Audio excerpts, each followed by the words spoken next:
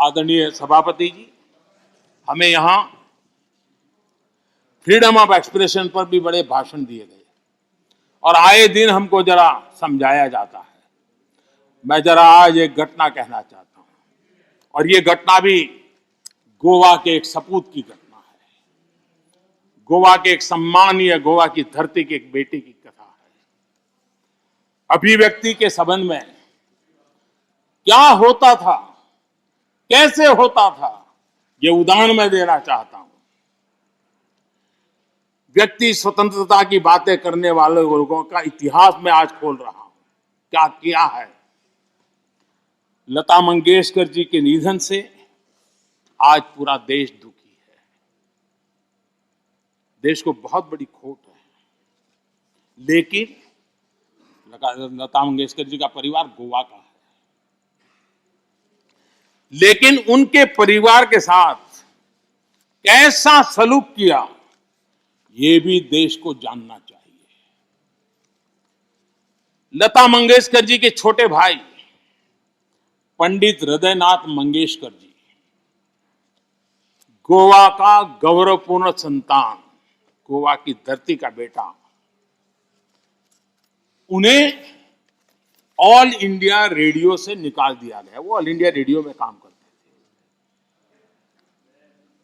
और उनका गुनाह क्या था? उनका गुनाह यह था कि उन्होंने वीर सावरकर की एक देशभक्ति से भरी कविता की ऑल इंडिया रेडियो पर प्रस्तुति दी थी। आप देखिए, हृदयनाथ जी ने एक इंटरव्यू में बताया, उनका इंटरव्यू अवेलेबल है। उन्होंने इंटरव्यू में कहा, जब वो सावरकर जी से मिले कि मैं आपका गीत करना चाहता हूं, तो सावरकर जी ने उनको कहा, क्या तुम जेल जाना चाहते हो क्या? मेरी कविता गाकर के जेल जाना चाहते हो क्या? तो हृदयनाथ जी ने उनकी देशभक्ति से भरी कविता उसे संगीतबद्ध किया। 8 दिन के अंदर उनको ऑल इंडिया रेडियो से निकाल दिया गया। ये आपका फ्रीडम ऑफ एक्सप्रेशन है। ये स्वतंत्रता की आपकी झूठ बातें देश के सामने आपने रखी है। कांग्रेसी सरकारों ने दौरान किस प्रकार जुल्म हुए, ये सिर्फ हृदयनाथ मंगेशकर जी गोवा के बेटे के साथ हुए ऐसे नहीं, इसकी सूची काफी लंबी है। मजरू सुल्तानपुरी जी को पंडित नेहरू की आलोचना करने के लिए 1 साल जेल में बंद कर दिया गया।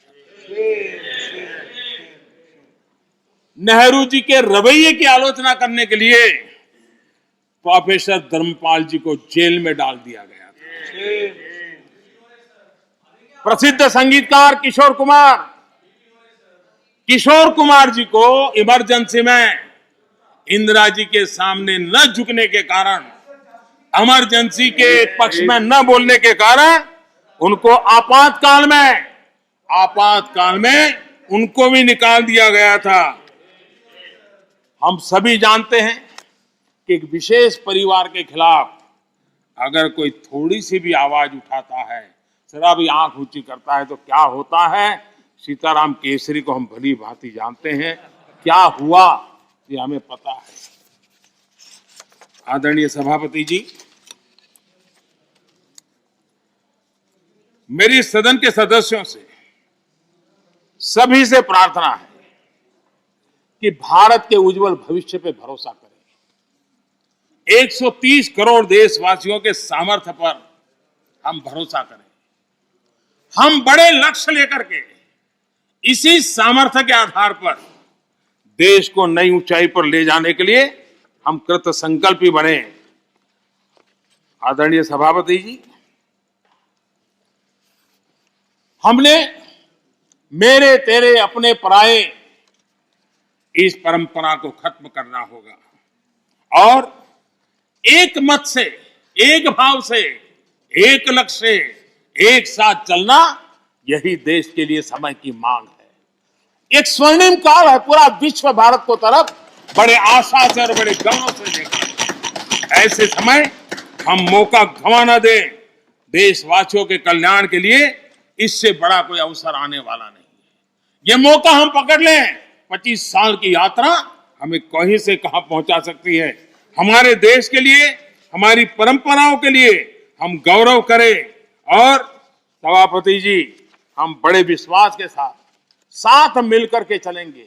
और हमारे यहाँ तो शास्त्रों में कहा गया है, सं गच्छध्वम सं वदध्वम संवो मनासी जानताम, यानी हम साथ चले, साथ चर्चा करें, मिलकर हर कार्य करें।